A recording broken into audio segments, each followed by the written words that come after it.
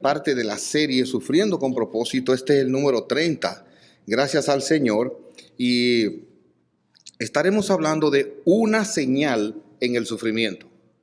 Una señal en el sufrimiento. Nosotros muchas veces estamos acostumbrados a pedir mucho, a esperar mucho, a dudar de la obra de Dios, a esperar que Dios confirme con cosas cada vez más y más y más y más. Pero ¿qué tantas señales tiene que darnos Dios de que está cumpliendo su propósito y su palabra en nuestra vida? Yo espero que esto sea suficiente para que salgamos de aquí motivados y cuando Dios nos dé una señal, abrazarla y disfrutarla. Abran sus Biblias en el primer libro de Reyes, capítulo 18. Primer libro de Reyes, capítulo 18. La señal pequeña de la que estaré hablando aquí es una pequeña nube, literalmente. Fue la señal que Dios le dio a Elías para que él celebrara y a partir de ese momento comenzara a esperar lo que Dios le había dicho que haría. Una pequeñita señal en el cielo de una nube. Leemos primer libro de Reyes 18, del versículo 41 hasta el versículo 45. Y aprovecho para saludar a los que se están uniendo por Zoom, por Facebook también, que ya espero que estemos ahí. Dios les bendiga y adelante, gloria a Dios. Pastor Mike, thank you for your assistance today. Thank you. Leo entonces la palabra de Dios. Entonces Elías dijo a Acab: sube, come y bebe, porque se oye el ruido de una fuerte lluvia. Acab subió para comer y beber. Entonces Elías subió a la cumbre del Carmelo y postrándose en tierra, puso su rostro entre sus rodillas. Luego dijo a su criado: sube por favor y mira hacia el mar. Él subió, miró y dijo: no hay nada. Él le volvió a decir: vuelve 7 veces. A la 7ª vez dijo: he aquí veo una pequeña nube, como la palma de la mano de un hombre que sube del mar. Entonces él dijo: ve y di a Acab: unce tu carro y desciende, no sea que te detenga la lluvia. Y aconteció que mientras tanto los cielos se oscurecieron con nubes y viento y cayó una fuerte lluvia. Acab subió al carro y fue a Jezreel. Pero la mano del Señor estuvo sobre Elías, quien ciñó sus lomos y fue corriendo delante de Acab hasta la entrada de Jezreel. Hermanos, vamos a tener un momentito de oración y pedir a Dios que en su bondad nos bendiga ahora al exponer su palabra. Vamos a orar. Padre nuestro, nos humillamos ante ti ahora en el dulce nombre de Jesucristo, nuestro Dios y Salvador. Y a Él te pedimos que envíes, Señor, y que Cristo venga y nos ministre, que venga sobre mí, sobre tu siervo en mi debilidad, en mi necesidad grande y urgente. Y bendigas este momento al mirar tu palabra con cuidado. Esta experiencia que confirma cómo tú obras con pequeños comienzos. También queremos ahora suplicarte que bendigas a aquellos que están aquí, que han venido a pesar del frío, y a aquellos que están en sus hogares o en otros lugares, mirándolo por los medios, por las plataformas digitales. Bendito seas tú por el avance que has dado, por los recursos que has abierto. Oh Señor, bendice esta hora tu palabra. Te lo rogamos por Jesucristo. Amén. Amén. Nosotros en el tiempo que vivimos tenemos acceso a cosas grandes, a muchas cosas y nuestra mente se ha abierto y eso nos hace a veces desear y esperar mucho más. De hecho, nos dan algo y esperamos siempre algo más. Dios nos ayude a tratar con Él en la manera en que Él trata aún con una pequeña muestra de su presencia, de su poder, de su fidelidad. Elías era un hombre, dice Santiago, sujeto a pasiones como las nuestras. Leo lo que dice Santiago 5, 17 al 18. Elías era un hombre sujeto a pasiones igual que nosotros, pero oró con insistencia para que no lloviera. Y no llovió sobre la tierra durante 3 años y 6 meses. Y oró de nuevo, y el cielo dio lluvia y la tierra produjo su fruto. Ese es el momento que estamos viendo aquí. Elías había orado para que no lloviera, y durante 3 años y 6 meses, 3 años y medio, no llovió. Y ahora él oró otra vez y llovió. O sea, él está orando. Y él está buscando que Dios cumpla lo que Dios dijo que iba a hacer. Lo que significa, hermanos, que de antemano les digo, las promesas de Dios deben ser presentadas a Dios en oración y esperar que Él las cumpla. Orar con las promesas. Vamos a ver aquí 3 cosas en esta continuación de esta serie. Primero, un sufrimiento.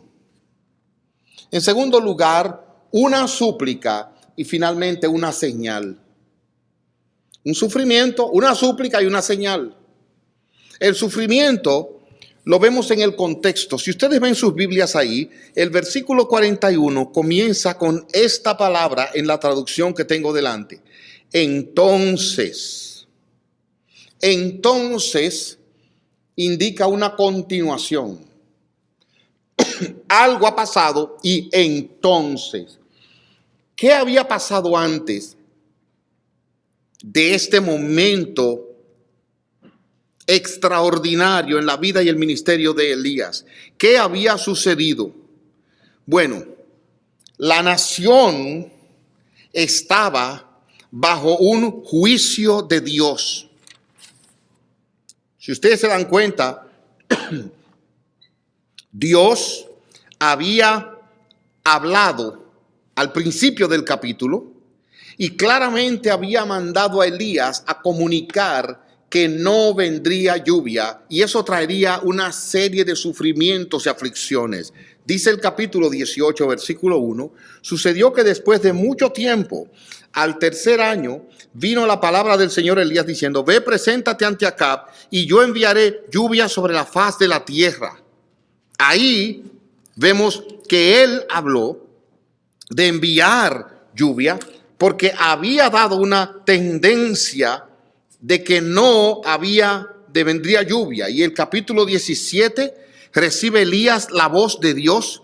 Elías Tisbita, que era uno de los moradores de Galaad, dijo a Acab el rey, vive el Señor Dios de Israel, a quien sirvo, que no habrá rocío ni lluvia en estos días, sino por mi palabra. ¿Por qué Dios había traído esto? Hermanos, por causa del pecado del pueblo. La Biblia dice que la tierra sufre y gime cuando el pecado ha entrado. La creación espera la redención. Aquí la tierra estaba sufriendo y Dios no enviaba lluvia. Y como consecuencia de Dios no enviar lluvia, ellos estaban viviendo en gran sufrimiento. Noten cómo el rey incluso mandó a un siervo fiel llamado Abdías, capítulo 18, versículo 5, a que fuera a actuar por la necesidad 3 años y medio sin llover. Ve por la tierra a todos los manantiales de agua y a todos los arroyos. Quizá hallemos pasto con que podamos conservar con vida a los caballos y a las mulas y no tengamos que eliminar algunos de los animales. Había una gran necesidad por la sequía y eso venía por el pecado. Resulta, hermanos, que había allí una mujer llamada Jezabel. Ella era líder y sostenía la religión a Baal. Y el pueblo se había ido tras Baal y ella mantenía a esos profetas. De hecho, no solo mantenía a los profetas, sino que ella perseguía a los profetas de Dios. Y si ven en el capítulo 18, versículo 2, además de esa sequía y las consecuencias físicas, miren ahora, Elías fue para presentarse ante Acab. Había gran hambre en Samaria. Y como consecuencia de esta hambre, había un hombre llamado Abdías, de quien les he hablado, que este hombre cuidaba a los profetas de Dios. Versículo 4. Sucedió que cuando Jezabel destruía a los profetas del Señor, Abdías tomó a 100 de ellos, los profetas de Dios, y los escondió de 50 en 50 en una cueva y los sustentó con pan y agua. Es decir, había una necesidad de una sequía, pero también había una persecución contra el pueblo de Dios. Los profetas de Dios eran perseguidos por Jezabel para matarlo, mientras ella alimentaba la religión de Baal, una religión falsa. Había sufrimiento en la tierra. no solamente por la sequía, sino persecución del pueblo de Dios. Pero aquí algo más. Elías, bajo la dirección de Dios, va y lleva a cabo un encuentro con 450 profetas de Baal. Y en ese encuentro, él desafía a estos hombres que se pasan toda la mañana hasta por la tarde clamando a Baal, y Baal no les responde. Elías clama y Dios les responde. Eran 2 sacrificios. Y Elías puso su sacrificio, lo llenó de agua y vino fuego del cielo, consumió el agua, consumió el sacrificio. ¿Y saben qué pasó, hermanos? El final del capítulo, de ese encuentro es impresionante. Hermanos, esto para mí es duro. Uno lo lee y a veces no piensa mucho en lo que está pasando. Pero dice el versículo 40, que entonces Elías les dijo: prendan a los profetas de Baal, que no escape ninguno de ellos. Los prendieron y Elías los hizo descender al arroyo de Quizón y allí los degolló. ¿Usted sabe lo que significa degollar? Sí, hermanos, o sea, eso es algo cruel. Ese día el arroyo se tiñó de sangre de estos hombres. Y yo les voy a decir una cosa: eran falsos profetas, eran profetas de Baal, probablemente tenían mujer, tenían hijos, y eso es un sufrimiento. No importa quién sea, no importa lo que haya hecho y se lo merezca o no, es un sufrimiento. En medio de este sufrimiento había gran angustia en toda la nación, a todos los niveles, y es cuando entonces, inmediatamente después de eso, el pecado reconoció que Jehová era Dios. Y después de esto, dice el versículo 39, la gente se postraron sobre sus rostros, dijeron: el Señor es Dios, el Señor es Dios. Y ahora venía la bendición. Entonces, entiendan algo, hermanos: la bendición de Dios no va a venir mientras haya pecado. Ahora venía la bendición de Dios. Encontramos un sufrimiento, pero ahora una súplica. En medio de ese sufrimiento, ¿qué hizo Elías? Después de esta victoria con los 450 profetas de Baal, él se fue a orar. Y dice allí el versículo 42, Acab subió para comer y beber. Entonces Elías subió a la cumbre del Carmelo y miren ahora, postrándose en tierra, puso su rostro entre sus rodillas. Allí comenzó a orar en una posición muy humillante. En primer lugar, se entregó a orar cuando el pueblo se había apartado de los ídolos, cuando él había traído juicio, se habían arrepentido. Si en mi corazón yo veo la iniquidad, dice el Salmo 66, 18, Dios no oye la oración. Hermanos, yo les voy a decir algo. Miren, yo en el tiempo que Dios me ha concedido caminar en la fe, hermanos, yo he visto tantas personas irresponsables, ladrones, mentirosos, inmorales, aún dentro de la iglesia. Y eso es lo más doloroso. Gente dentro de la iglesia con una doble moral. Personas dentro de la iglesia viviendo de una manera distinta a lo que predican. Yo no creo que nadie sea mejor que nadie, pero cuidémonos de andar con integridad. Porque aquel que en su corazón ve y se deleita en el pecado, Dios no oye su oración. Elías había obrado severamente y el pecado había sido tratado, confrontado, la idolatría, se arrepintieron. Ahora él viene a orar y Dios va a oír su oración. En segundo lugar, noten aquí, él vino a orar para que lloviera. ¿Sobre qué base él podía orar para que lloviera? Le voy a decir, hermanos, la base era la palabra de Dios. Al principio del capítulo 18, noten qué dice él. Después de mucho tiempo, al tercer año, vino la palabra del Señor a Elías diciendo: ve, preséntate ante Acab y yo enviaré lluvia sobre la faz de la tierra. Él oró contando con la promesa de Dios.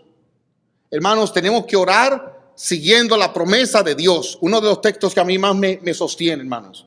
Mis hijos no son perfectos, son muy pecadores, pero no tanto como yo, pero como son hijos míos, son pecadores.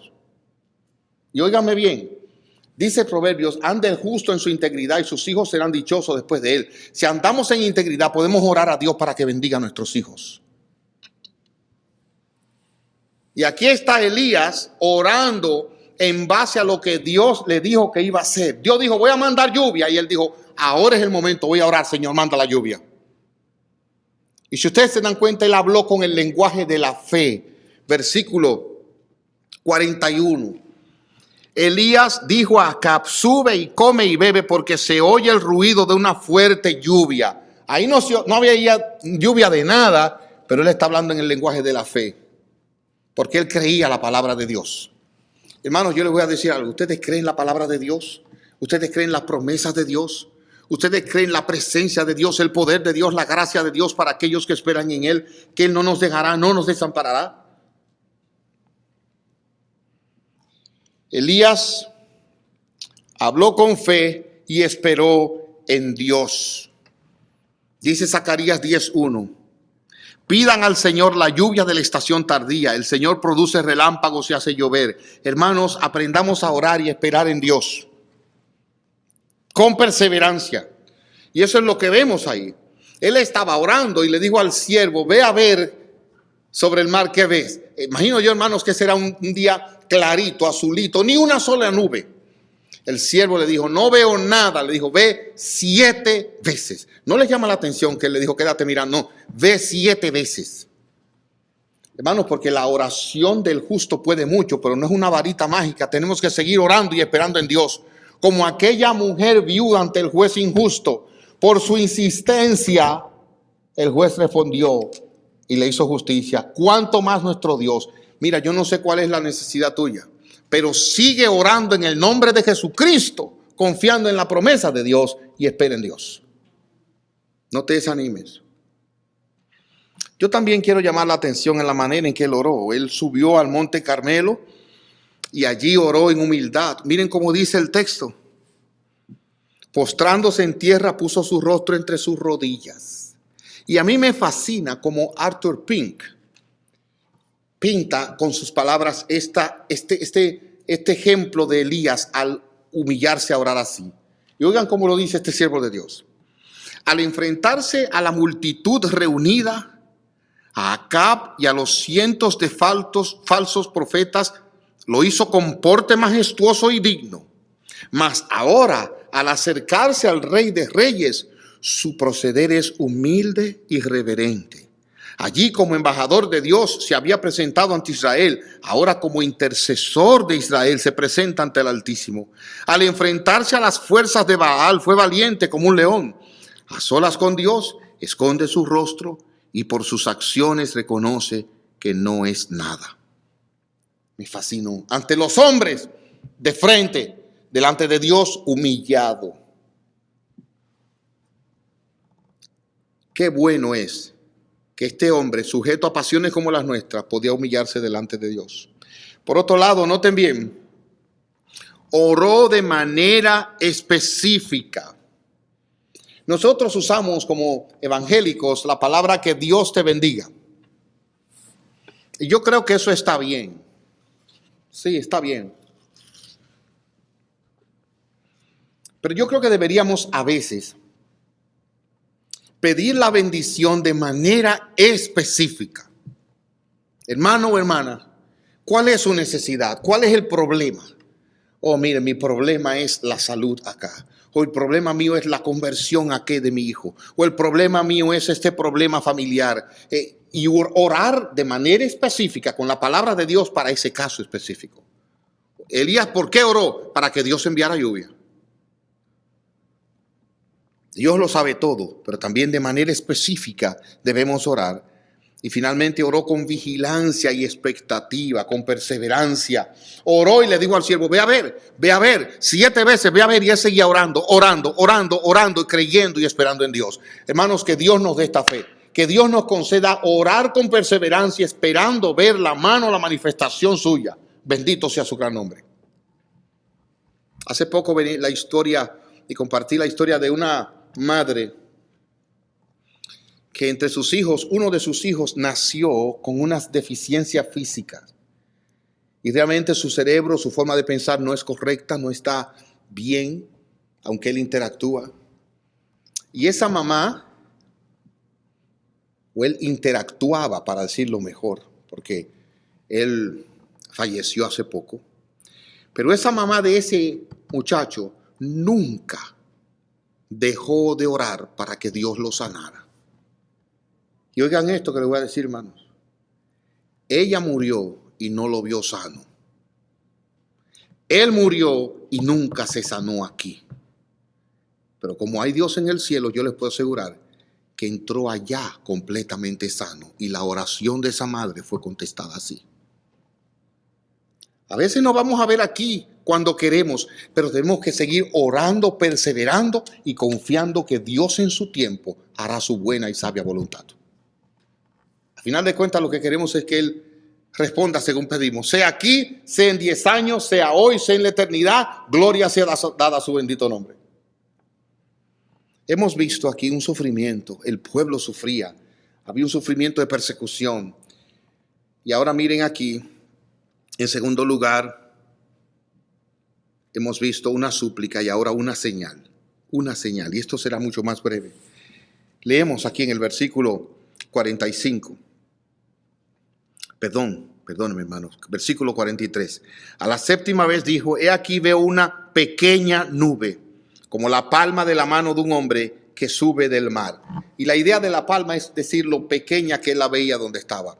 Pero quiero llamar la atención a las 3 palabras. ¿Cuál es la señal que vemos aquí? Una pequeña nube. En primer lugar, hermanos, ¿qué puede significar una nube en el cielo? ¿Usted ha pensado en eso? ¿Alguna vez le puede llamar la atención a alguien ver una nube en el cielo? Hermanos, no se necesita mucha para que Dios haga su obra. Y quiero decirle algo, para que Dios haga su obra no necesitamos muchas señales de lo mismo. Necesitamos una señal de Dios, una sola muestra de Dios. Para saber que Dios está conmigo, que Dios va a bendecir mi casa, que Dios va a bendecir mi hogar, mis hijos, no necesitamos muchas señales, sino una sola señal. Una sola. Una sola señal. Era una pequeña nube. Por otro lado, miren, hermanos, no tiene que ser muy grande. Con que sea pequeña es suficiente. Pequeña es suficiente. En días pasados, hace 2 o 3 días, tuve que subir a mi casa huyendo al segundo nivel. Porque había allí un bombillo que se pegó de una parte del techo que baja. Y ese bombillo tocó así ese techo. Mire, es un techo inclinado. El bombillo lo tocó por algún tiempecito. Y ahí se encendió una chispa.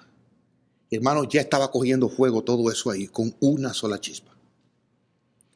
Cuando se trata de Dios, no importa que sea pequeña la señal, no importa que sea pequeño el testimonio de la gracia, no importa que sea un poquito de que Él responda a nuestra oración, aprendamos a apreciar una pequeña muestra de la gracia de Dios. Y finalmente, noten cómo dice, una pequeña nube.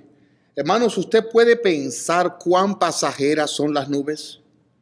¿Usted se ha dado cuenta que nunca en la historia de la humanidad han habido 2 nubes idénticas? De hecho, ellas mismas están ahora sí y de repente cambian.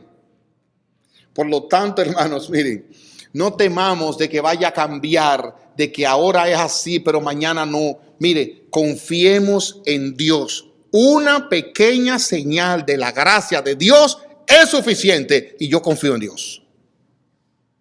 Una pequeña señal. Yo nada más necesito una muestra de la gracia de Dios. Y que eso sirva de estímulo para mi alma. Vamos a algunas palabritas de aplicación para cerrar este mensaje de una señal en el sufrimiento. Amados míos, les tengo buenas y malas noticias. Les voy a dar las malas primero. Aquí nunca dejaremos de sufrir. Yo sé que usted lo sabe, en el mundo pero mire, nunca dejaremos de sufrir. No importa las circunstancias, no importa cómo estemos, si jóvenes, si viejos, si de los hijos, si del vecino, si de nuestros padres, si de los hermanos. Hermanos, aquí no nos sorprende el sufrimiento. Este es un mundo caído. Aquí siempre habrá sufrimiento. Nosotros vamos a ser muy decepcionados aún dentro de la iglesia, hermanos, porque vamos a encontrar cosas dentro de la iglesia que nos vamos a caer muertos. Mire, yo estoy leyendo con mi esposa en el libro de Éxodo. Y Aarón fue un hombre escogido por Dios para guiar a Israel. Y en ese proceso, cuando Moisés está recibiendo la ley en el monte, Aarón está aquí con el pueblo y el pueblo dice, ven acá, pero ¿qué le pasó a ese tipo que no baja? Haznos algo para adorar.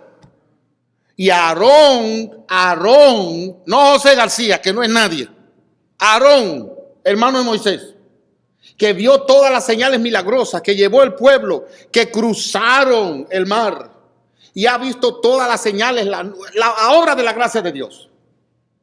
Hermanos, le dice al pueblo, denme todos sus aretes, los funde y él talla un becerro de oro y le dice, adoren. Cuando Moisés viene y lo confronta, Aarón le dice a Moisés, mira, es que tú sabes cómo es este pueblo. Yo le dije que me dieran eso, lo eché en el fuego y salió ese becerro. Ni siquiera dice que él lo talló. Ese es un líder. Hermanos, yo les voy a decir la verdad. Nosotros antes de morir vamos a ver muchas cosas feas, aún dentro de la iglesia. Es un mundo de sufrimiento, pero en medio de eso hay promesas fieles de Dios que Él está cumpliendo. Este era un pueblo infiel, un pueblo idólatra, pero Dios tuvo misericordia de ellos y a través de Elías le mandó lluvia. Y la señal que él vio fue una pequeña nube. Oremos a Dios que tenga misericordia aún en medio del sufrimiento y de los males en que estamos viviendo. Porque les voy a decir la verdad, hermanos, no vamos a ver muchas nubes, no vamos a ver una pequeña nube y que esa sea suficiente para confirmar, hay Dios y es un Dios que tiene misericordia, es un Dios de verdad. En medio de muchas bajezas, en medio de todas las cosas confusas que no entendemos, aprendamos a tomar esa señal de Dios, esa muestra de Dios y abracemos eso y disfrutemos eso. Pidamos a Dios para que Él nos bendiga aún con cosas pequeñas. Ahora yo les pregunto, hermanos, ¿se imaginan ustedes por qué no le dio Dios inmediatamente la lluvia? ¿No hubiese sido extraordinario que desde que Elías se postra, y yo me imagino que debió ser incómoda la posición, en la primera oración, ahí mismo un aguacero? No, 7 veces orando. Hermanos, a veces dudamos, ven acá, pero si Dios está conmigo, ¿por qué no me acaba de responder? Si Dios me ha dado esta promesa, ¿por qué yo no veo ese cumplimiento? Hermanos, dejemos el tiempo a Dios. Sigamos orando con su palabra y que Dios en su tiempo honre su palabra por amor a su nombre. Dejemos que Dios obre. Aunque la obra comience pequeña, hermanos míos, apreciemos la obra de Dios. ¿Usted ha pensado cómo Dios nos bendice de tantas formas y nosotros ni siquiera estamos celebrando esas cosas? Y a veces nos quejamos de que solamente es una pequeña nube. Y no veo una pequeña nube, bendito sea Dios, y con eso me voy a deleitar. Nos quejamos, Señor, yo quisiera un cielo cubierto, oscuro, que se ve el agua. No, una pequeña nube es lo que te voy a dar. Por eso me fascina Pablo. Le he rogado al Señor que me quite este aguijón y Él me dice, no te lo voy a quitar, bástate mi gracia. Entonces Él dijo, me gozo entonces porque su poder se perfecciona en mi debilidad. Hermanos, cojamos la porción que Dios nos da y celebremos la porción que Dios nos da en medio del sufrimiento. Aún sea pequeña, no despreciemos el día de las cosas pequeñas, sino esperemos de Él, de Dios, que por las cosas pequeñas hará cosas grandes. ¿Qué lista de cosas pequeñas tú puedes hacer? Mira, ¿por qué motivo tú estás orando? Quiero ir a lo práctico. ¿Por qué estás orando? ¿Por qué persona estás orando? ¿Tienes el oído de esa persona? Dale gracias a Dios. Quizás esa es la nube pequeña. ¿Por qué situación de salud estás orando? ¿Ha extendido Dios un día más, una hora más? Dale gracias a Dios por esa nube pequeña. Que Dios nos conceda mirar los pequeños detalles de su gracia y celebrarlos en el nombre de Jesucristo. Bendito sea Dios. Y aquellos que no se han convertido,